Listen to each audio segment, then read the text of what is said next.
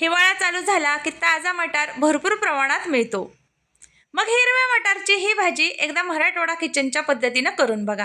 म्हणायला ही भाजी व्हेज आहे, पण खायला नॉनव्हेज पेक्षा ही भारी चवीची लागते। नमस्कार मैत्रिणींनो, मी अश्विनी। मराठवाडा किचन या यूट्यूब चॅनलमध्ये अगदी तुमचं मनापासून स्वागत आहे। आज आपण मराठवाडा किचनमध्ये हिरव्या मटारची चमचमीत अशी आपण भाजी बनवत आहोत। त्यासाठी इथं मी 1 वाटी हिरवा मटार घेतलेला आहे। ही मटारची भाजी बनवत असताना आता सगळ्यात अगोदर जो आपण मटार घेतलेला होता तो आपल्याला इथं भाजून घ्यायचा आहे।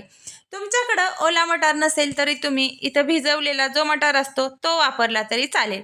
मटार आपल्याला भाजत असताना अगदी मंद आचेवर व्यवस्थित हा भाजून घ्यायचा आहे। त्यामुळे नक्कीच भाजीची चव ही छान लागणार आहे। कोणतीही म्हणजे वाटणं जर तुम्ही भाजून घेत असाल तर ती नेहमी मंद आचेवरच भाजून घ्यावी।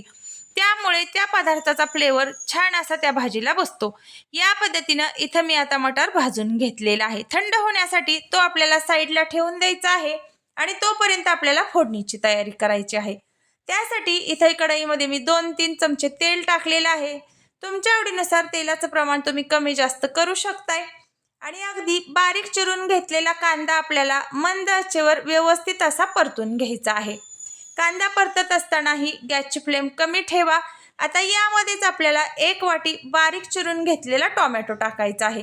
ज्यावेळेस तुम्ही टोमॅटो चिरून घेताय त्यावेळेस त्यामधल्या बिया पाणी साईडला काढून घ्या। जर तुम्ही यामध्येच टाकून घेतलं तर भाजीला आंबटपणा निर्माण होतो। त्यामुळे पाणी आणि बिया साईडला काढून ज्या टोमॅटोचा गर आहे तोच आपल्याला यामध्ये टाकून घ्यायचा आहे। आता टोमॅटो आणि कांदा आपला व्यवस्थित असा आपल्याला 1-5 मिनिट परतून घ्यायचा आहे आणि त्यामध्ये थोडंसं चवीनुसार मीठ टाकून घ्यायचं आहे। मीठ टाकून घेतल्यामुळे टोमॅटो कांदा आपल्याला मऊसूद असा परतला जातो। आणि तुम्हाला पटकन सुद्धा म्हणजे हवा असेल तर तुम्ही नेहमी कांदा परतत असताना त्यामध्ये चवीनुसार थोडंसं मीठ टाकायचं। त्यामुळे कांदा अगदी पटकन असा परतला जातो। आता या भाजीसाठी आपल्याला साधं सिंपल एक वाटण बनवून घ्यायचं आहे। त्यासाठी कोथिंबीर, अद्रक, लसण आणि खोबरे मी इथं घेतलेले आहेत। हवे असतील तर तुम्ही यामध्ये तीळ सुद्धा घालू शकता। यामध्ये तीळ टाकत असताना भाजून टाका, त्यामुळे नक्कीच चव त्याची वाढणार आहे।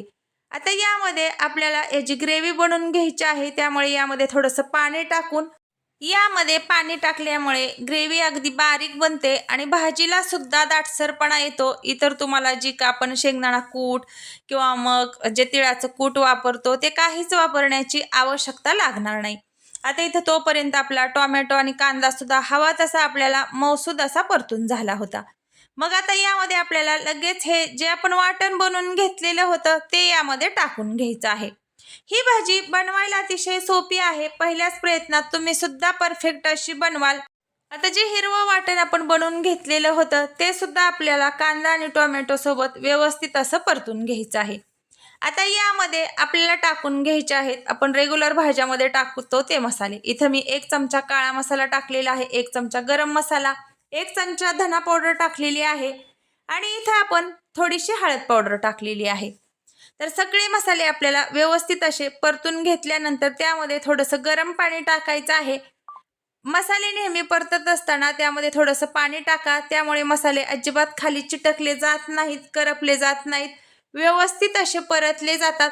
आता सगळं आपल्याला हे परतून झाल्यानंतर यावरती एक झाकणी ठेवून याला एक हलकीशी वाफ घ्यायची आहे। याला एक तेल सुटेपर्यंत वाफ आल्यानंतर जो आपण हिरवा मटार होता भाजून घेतलेला तो मी एका छोट्या मिक्सरच्या जारमध्ये जाडसर अशी याची भरड बनवून घेतलेली आहे।